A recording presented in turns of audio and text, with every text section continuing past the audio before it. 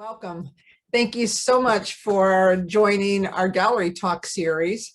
I'm the president of Fotofoto Gallery, and I'm looking forward to hearing about the work that you have in our 16th National Photography Competition exhibition. Thank you. So, thanks so much for having me. I think it's great, being able to do the gallery talks, especially as kind of foot traffic through the galleries are inhibited with everything going on. So I think this is a great option. Thanks for having me. And hopefully, I'm not a great public speaker, but hopefully we can get through this and I can share a little bit about who I am as a photographer and about my work El Boxeador, the boxer, which is in the show. that's exactly what we want. And that's one of the first questions. And that is to please share with us the work. Describe the work. Tell us about the piece, The Boxer. Okay, so The Boxer is from 2018. It is an image from Cuba that I created when I was at the Rafael Trejo boxing gym. So the Rafael Trejo gym is fairly well known even outside of Cuba. They train boxers, they train youth as young as 7. So I believe it was the 60s that the Castro government banned any kind of professional sports.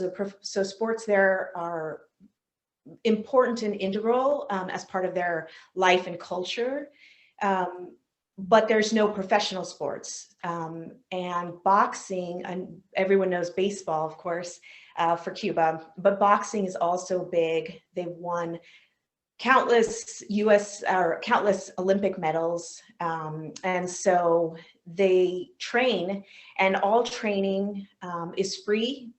And also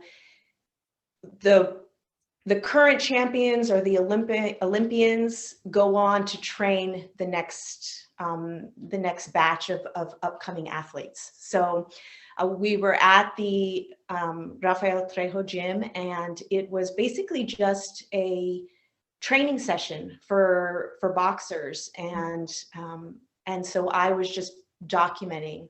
It's kind of my photography is very people focused. I have an anthropology background, which probably explains a lot. When you look at my images, they're very people focused, as I said, and so I was just documenting the training session, and this gentleman who I photographed just really caught my eye, and so I kind of followed him around. He was obviously aware of me photographing him, but he was just going about through his training, everything from the warm-ups through into the ring. This particular image was done after they had done warm-ups, but they were kind of preparing to put on the gloves and such. And so he was wrapping his hands, and he just happened to be kind of in a space where he was in his own world. And I caught kind of a series of him wrapping his hands, and he was, looking down, and the brief moment before and the moment after, he was getting ready to go. And I was just fortunate enough to be able to catch him in this moment where he just kind of looked away into his own space. And yeah, so that's how that.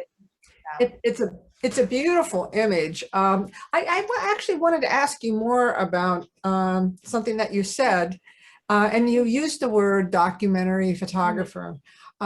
Were you there to document this in particular, or what brought you to this particular place? I mean, it's a gorgeous photograph. Thank you so much. So going into Cuba as a U.S. citizen is difficult, or it's not difficult, it's just very specific.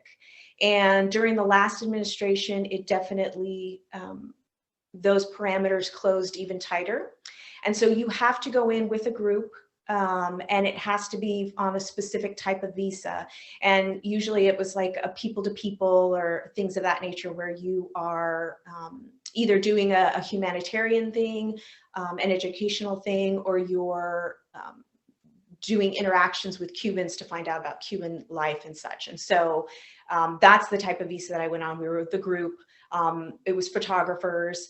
And actually, when I was there, I met a wonderful Cuban photographer named Alain Gutierrez, and I was able to go back with him in 2020. And so it wasn't specifically to document boxers.